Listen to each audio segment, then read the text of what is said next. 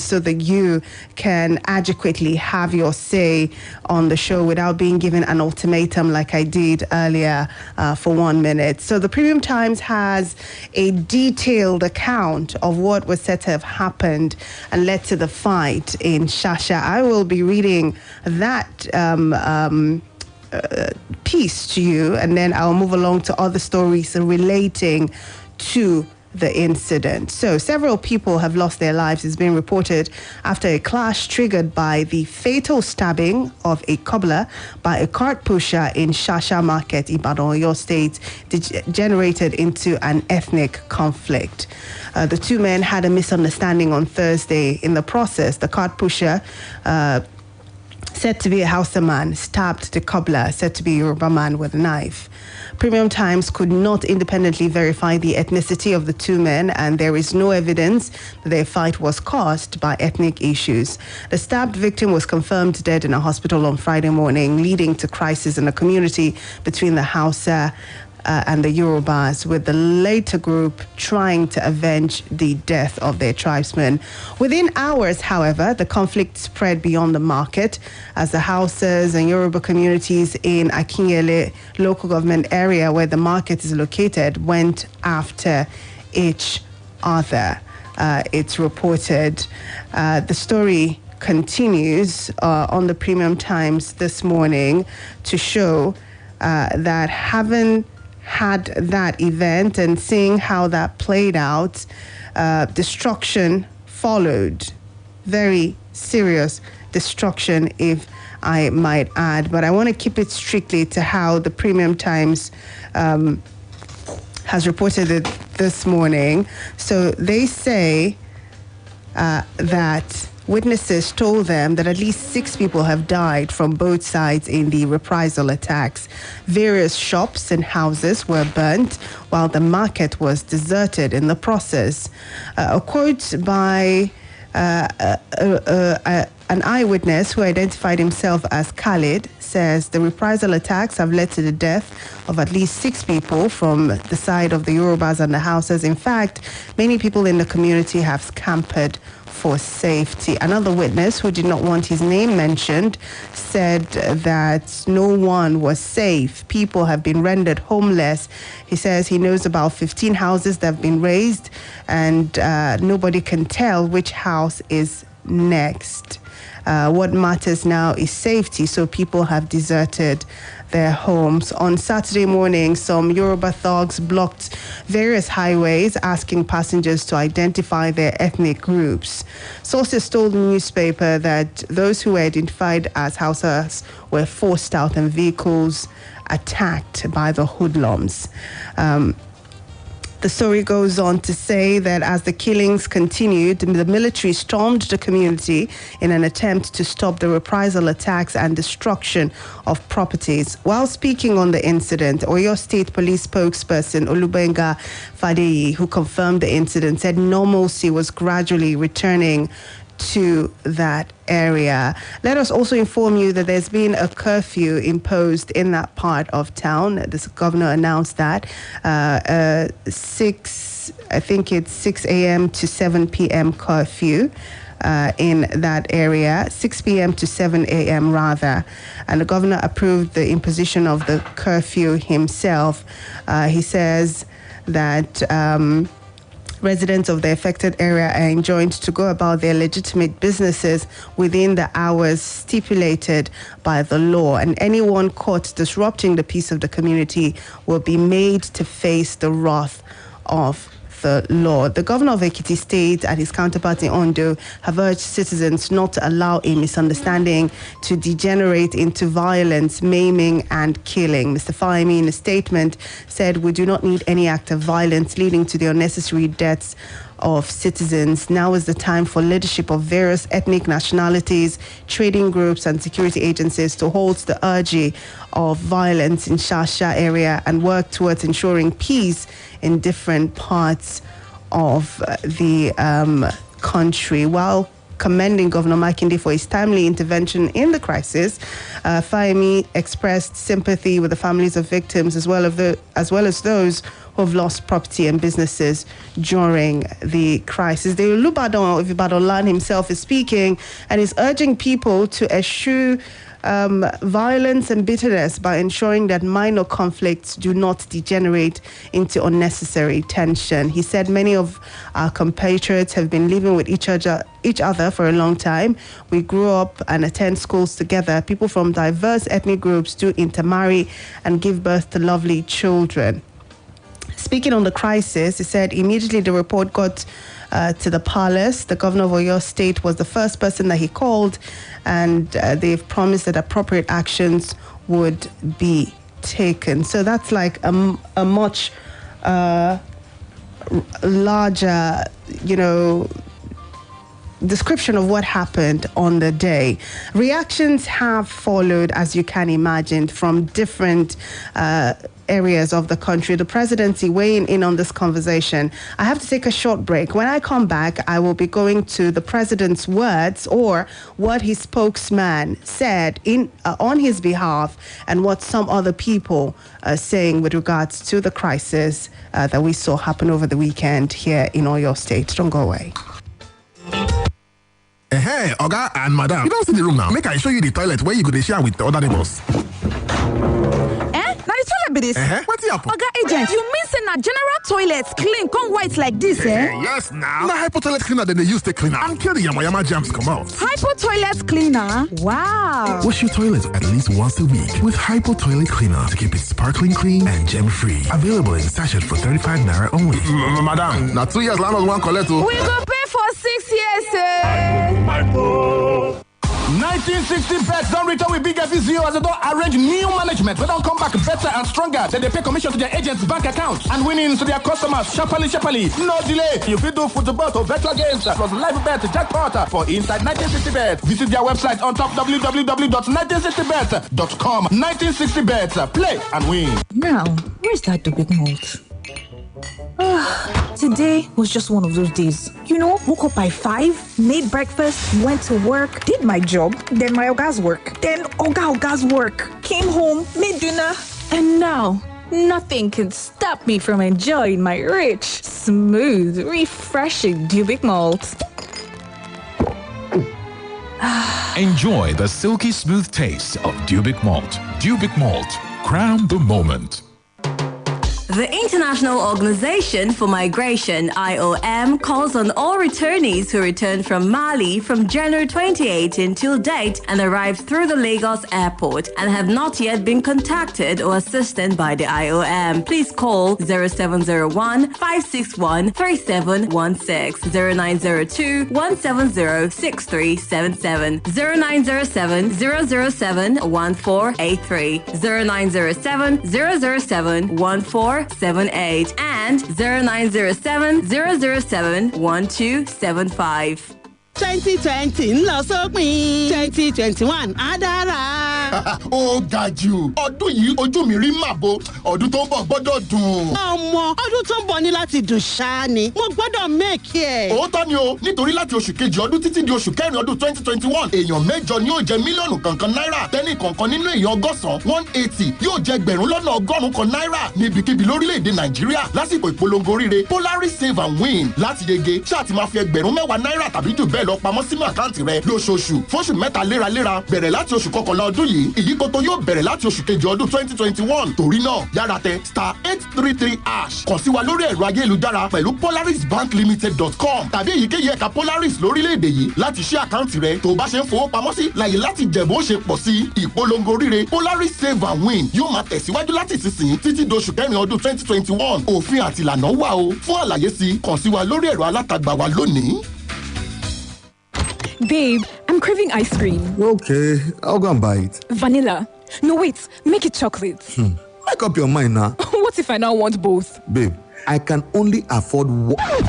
Never mind. I'll buy it. It? Yup. 1 tub of Fun Ice Vanilla and Chocolate Ice Cream. Wise move. Why just have one when you can have both? Enjoy the rich, creamy delight of the all-new Fun Ice Vanilla and Chocolate Ice Cream. Fun Ice Vanilla and Chocolate Ice Cream. It's a good mix. Another quality product from Fan Milk Nigeria PLC. Kí ló dé tó dá sí pọ́ọ̀tù bẹ́ẹ̀ yẹn ó yẹ kó kọ́kọ́ kan ní kẹ́. Ta ló sọ yẹn? Bẹ́ẹ̀ mi ṣe ń ṣe pásítà tèmi nìyẹn o. Àti pé golden penny ni pásítà tí kì í lẹ̀pọ̀ kò sí ìyọnu. àwọn èmi fẹsẹ̀ pẹ̀lú ṣàjẹ́ àti oríṣiríṣi àtàkà tí kò kún àti rúworo. Gbádùn golden penny pasta bó ṣe fẹ́. A ṣe golden penny pasta pẹ̀lú èpo àlìkámà, durum wheat tó ní protein tí kì í sì lẹ̀pọ̀. O ní àǹfààní láti sè é, bù tàbí jẹ bó ṣe fẹ́ nítorí pé kò ní lẹ̀pọ̀. Pẹ̀lú golden penny pasta bó ṣe fẹ́ ló dáa jù. Charles! Yes, mommy? Go and bring 2 sachets of hypo bleach for me. Why 2? Because I'm using 1 to soak the whites and using 1 to kill all the germs. But I can't see any germs here. They are so tiny you can't see them. But they are there. And that is why I trust only hypo bleach to kill them all. Make your white fabrics whiter and your household free of illness causing germs and viruses with the disinfecting power of hypo bleach.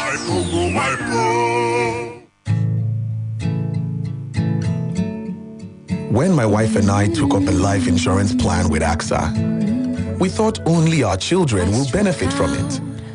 We never knew it came with living benefits.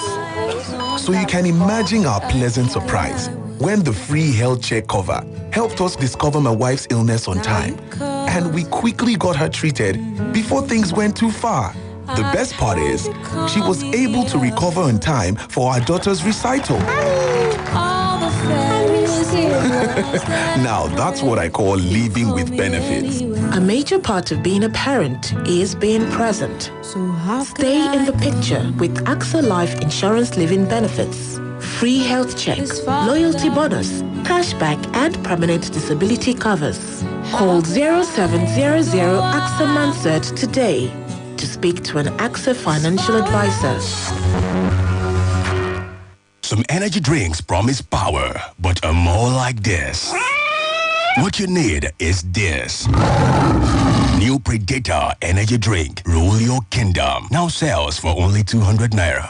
I won't tell you the secret of better food. Nadi, no chicken and classic seasoning powder. The ingredient they take make am na natural by nature, like real chicken, rosemary, black and white pepper, garlic, onion, parsley, mushroom, coriander. If you knack no seasoning powder for inside your jollof, fried rice, egusi, and all other soup, you go know say flavor pass flavor. No seasoning powder, natural by ingredients. Bangba by flavor.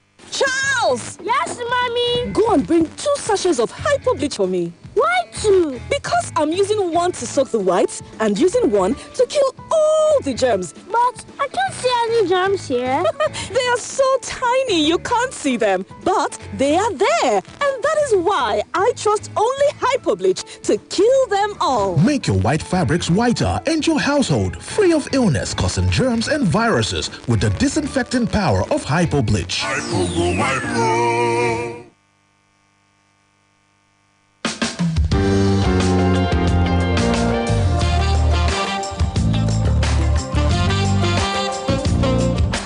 Thank you so much for being there. It's Splash 105.5 FM, 8:24. Beyond the surface this morning, we're furnishing you with the details of what happened over the weekend at the Shasha Market area, reactions that have followed. And to close up, before we go, I'll be opening the phone lines and asking you, what do you think the solution to making sure that things like this do not continue to happen, not just in Oyo State, but across different parts of Nigeria, and what we can do as Nigerians to ensure that we live more at peace with each other. Going to reactions now, the state governor of Oyo State, Seyi Makinde, has appealed to residents of the Shasha community not to resort to self-help as efforts are on to resolve the crisis. He has promised to compensate all residents who lost their shops, houses and warehouses, or rather wares, to the violence in Shasha. We know that the crisis started on Thursday. It was caused by a face-off between a Yoruba and a Hausa resident. The governor was speaking when he visited the area in the company of Rotimi Akeredolu, and he said that he is promising to give palliatives to those whose businesses were affected during the crisis. He called on warring parties to eschew violence, cautioning them that resorting to self-help is not an option. This is part of what the governor had to say. I was reluctant important to declare curfew here because I feel the economic well-being of everyone here is important, and because this is where you get what you use to feed yourselves. I will engage with your leaders this evening. One thing is, if you allow those who don't have anything to lose here to blow this matter out of proportion, no one will be able to say where the crisis will end.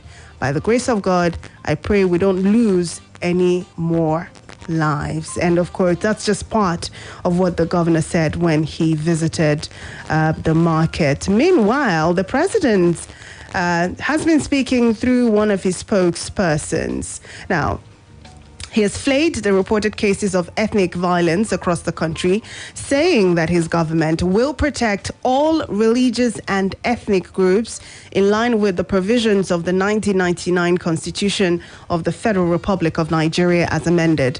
President Buhari, in a statement last night by his media aide, Malam Garba Shehu, vowed that his government will protect all religious and ethnic groups, whether minority or majority, in line with its responsibility under the Constitution.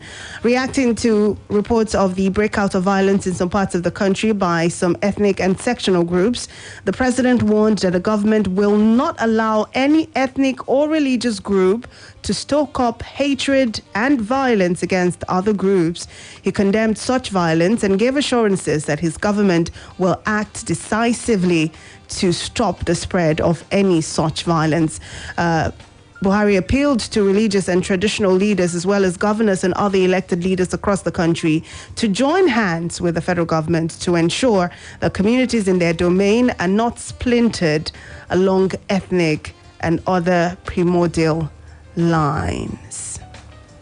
A lot of questions arising from there, but I will leave that to you. The vice president has also spoken concerning the violence. He has condemned it, and he's calling for peace between northern traders and those in the southwest. The vice president said the market has been a melting pot of traders bringing foodstuff from the north to the southwest for decades, and they have lived in peace and even intermarried. He believes that when a disagreement arises between individuals or a criminal act is committed by one against the other, Nigerians must ensure that they see it for what it is, a criminal act, which must be punished according to law and not as an ethnic conflict. The vice president also believes that every Nigerian has a constitutional right to live, work, and enjoy their lives in safety and peace under the law. He maintained that it is the duty of government through the police and other law enforcement agencies to arrest and persecute any person who commits a crime against a citizen, and it is also the role of the citizens to assist the police to identify the criminals. So part of the reactions here, we still have some of those. The northern youths are also speaking on this. They're urging the governor to persecute perpetrators of the Shasha clash. Sheyi Makinde has been called upon to urgently fish out all those involved in the crisis at the Shasha area of Ibadan, the state capital, and prosecute them according to the laws of the land to serve as deterrent to others who want to do the same. This call was made by the convener of the Northern Youth Consultative Initiative, Bapari Mohammed, who spoke to selected journalists yesterday, saying the attack on innocent Hausa men last Saturday at Chacha community of Oyo State is condemned by all men of good conscience and conviction. He says that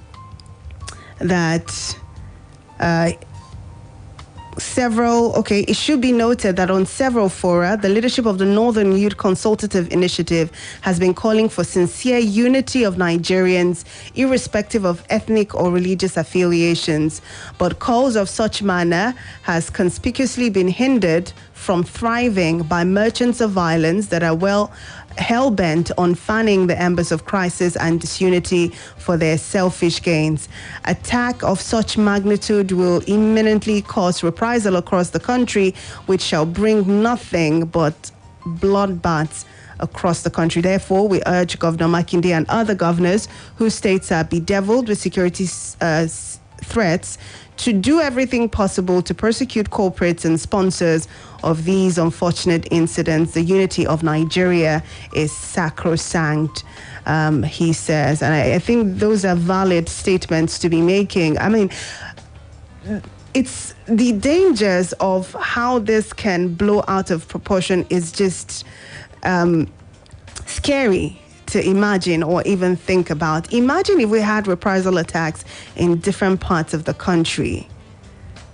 Imagine the destruction of lives and how that would tumble the country into a cascading. For me, I can't even find the words to explain, but it is something better imagined than actually experienced, which is why at this point, hearing people calling for unity, calling for decisive action against incidents like this is important. Our leaders need to be seen to be doing something powerful enough to discourage other people from taking the laws into their hands. But I guess this is the time where I let you weigh in on the conversation. It's 8:32. We have about 15 minutes or less to do this. So let me know what you think about what has happened. But most importantly, how would you suggest that we get out of this? What should our leaders be seen to be doing at a time like this to further bring us together and discourage the things that tear us apart, whether imaginary in our heads or actually tear us apart? Let's hear you tell me what you think the solutions are. 0809-155-1055. Hello, good morning. Yeah, hello, good morning. Good morning, you're welcome, please. My name is Philip. I'm calling from Ojo. Philip, did you say? I'm calling from Ojo. All right, I was trying to get your name. Tammy. Okay, Tammy from Ojo. Nice to have you join us. Please go ahead, Tammy. All right, okay. First, of course, I want to say that the unity conversation is a conversation that is long overdue, like it's been on for a while. So yes, it's important that we say that our differences do not necessarily have to divide us. But the main reason I called was just to say that in the midst of all of this, that it's important to also appreciate the men of the force who stayed up all night at the Ojo roundabout to forestall further issues. I mean, you could see them now with their backpacks ready to head back to their homes or something. And it's obvious that they've been up all night, male and female.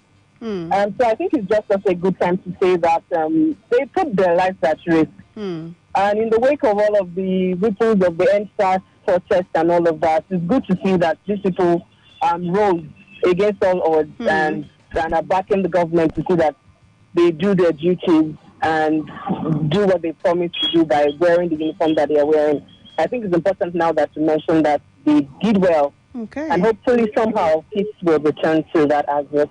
Thank you so much, Tammy. All right. Your comments from this morning. Just a commendation for security agencies who were on ground to ensure that the situation did not further degenerate. Appreciate that. Hello, good morning. Hello, good morning, Ms. Charity. Hi, good morning. Welcome. All right, Charles, nice to have you. Please go ahead. Yeah, the good point. Please, I want to know, are you people not reading text messages again? So I should stop sending because I've been sending for quite some time. And apologies. I'm using money to send that text message. Apologies, Charles. I've not seen any text messages. Of course we read text messages when we see them. I've checked that a couple of times this morning, and I've not seen any text messages that relate to what we're talking. It has to do with your own thing. I sent, that is by the side, sir. You see, about this ethnic problem that is happening in the country, it is illiteracy and poverty that is disturbing a lot of people. You see, the government have a lot to do in this. The National Orientation Agency should start from now educating people on these dangers of people stoking emblem of ethnicity in the country. National Orientation Agency, they can advertise on radio, they can advertise on TV, they can even go to the marketplaces.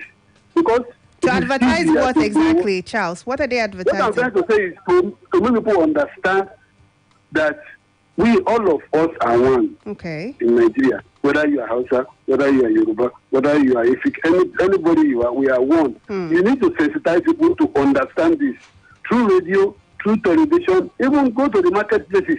Okay. Give them pamphlets, let them know this thing. When they know this thing, it's easy to stem this thing in the board. Then, secondly, I want us to change our system of governance in Nigeria in the name of this rotational presidency. You see, this thing is causing a lot of division in the country. Now, if it is the turn of Hausas, if any other tribe wants to criticize an Hausa man will say, it's my president that is ruling, no. Why are you criticizing me? We should jettison this rotational presidency. Let anybody from anywhere come in as president. This thing is not even in our constitution. Okay. It is just some parties that don't impose it or not. All right, we should jettison it. Then lastly, the National Assembly should make law, because that are stopping people from doing some certain things, they will not stop. The National Assembly should do law to criminalize people that are taking embers of identity in the country. All right, Charles. If there are laws to tackle these people, I think they would further discourage it. Yeah. Thank you very much. You've almost spoken for 3 minutes, Charles. I mean, yeah, I was more than gracious. Thank you. Good morning. Hello. Hello. Hello. I can hear you. Good morning. Oh, okay. Thank you. Tunde from Akobo. All right, Tunde. Nice to have you here. Please go ahead. Okay. It's a bit ironic that people are now a bit worried about what happened in Chasha. I think in the last 3 or 4 months, people have been stoking this with comments on radio as if we're actually preparing for war. To be honest, I think I was a bit surprised that it even took this long before we got what we got in Chasha, the way we started since mid or early January, with the way people have been stoking up these ethnic agitations there and there. Reality is we all have to face what we all have to be responsible with what we share. Absolutely. Yeah, the emotions are high, but people need to be a little bit realistic. We are not at war yet, but people that witnessed what happened 2 or 3 days ago, everybody is now calling for calm. Everybody is appealing that this thing should not escalate. I think the answers probably should have taught us some lessons that if we have crisis on our hands, it's going to be difficult to manage. And the way we were doing, as if we refuse to learn anything. Reality is our leaders that we are always claiming they are not doing this, they are not doing that. Most of them won't be affected in this crisis. They will still be the one that will be calling for meetings, for people that will be sitting to negotiate what will happen. The people that will die are still the same people that we are claiming are suffering today from poverty. Very well said. The elites in Nigeria needs to be careful the way they stoke up ethnic, religious bigotry are the essence of the downtrodden masses. They are just trying to make a living, really struggling to survive. The people that died in Chasha are not any of the people that instigated this crisis. None of them died there. It's the common man that they are claiming they are fighting for, that they always expose as if they are actually suffering to appease them. They are the people that are dying because of this crisis. All right, Tunde. So, I mean, you couldn't have said it any better. Your words strike right to the center of the issue, and nobody can deny that. Hello, good morning. Hello. Good morning. Good morning. Welcome. I'm Tunde Lori from Apata. All right, Tunde, you're welcome. Please go ahead. This is a question I want to do on in my mind. Okay. Have you ever had Igbo community, Yoruba community, fighting with other tribes in Nigeria? Why it is always Hausa or whatever? Have you ever asked ourselves that? Why are they so violent? Even when there is fighting between these two people, why we won't bring dagger or knife or whatever. Have we asked that? If we cannot solve that equation, this thing will still be going on every day. That means a tribe or an ethnic group are so violent. That's what is causing this problem. That's the genesis, and that's the root that we must deal with. Thank you. All right, Tunde. I understand what you're saying, but it's some, yeah? It's some of. It's not all of them. That's the thing. And it's a big question to ask. I would not pretend to know the answer to that. I know I've heard people ask that question, even more recent these days. But where's the place of tolerance, however? Even if that were the situation, aren't we supposed to be tolerant as brothers and sisters, at least living side by side?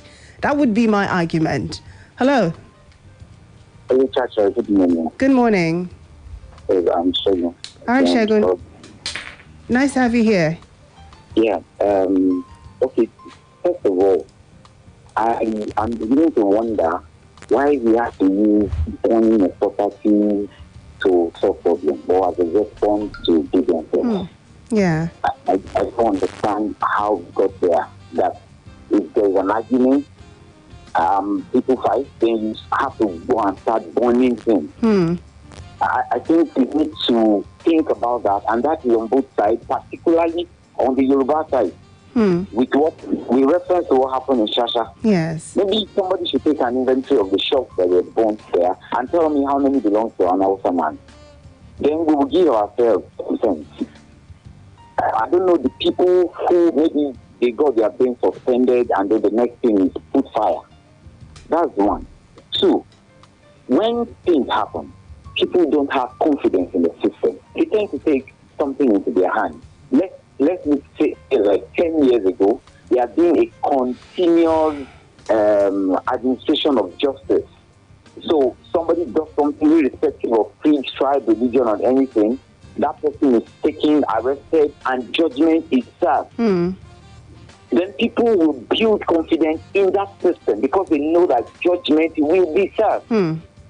So they will talk to themselves. Even if one or two people want to take the law into their hands, you have the larger number of people saying, no, don't let's do it that way. Let's take it to the appropriate authorities. All right. But when judgment is not continuously served, people are arrested, handed over to the authorities, and they are staying on the street the next day. Forget the tribe. I'm not concerned about whatever tribe now. I'm talking even among ourselves. Yeah, we have seen instances where things happen. Even our own people are arrested, and then the next day or the next night, somebody's calling from what somewhere. You're saying is justice needs to be seen to be done, yeah? Yes. All right. All right, thank you. I'm afraid I really have to go. Sorry, I had to let you go there, but I'm all out of time again. This is a conversation that I can guarantee you will continue on this dial all through the day with all the different programs. So you have other avenues to let your voice be heard. But it's important to still emphasize unity and love at a time like this. Thank you for being a part of the show. Apologies for the shortness of the time again.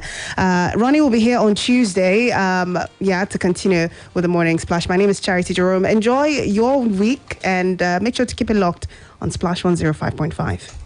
Hello, Mrs. Martins. Yes. Oh, Mrs. Johnson. How may I help you? Julia's body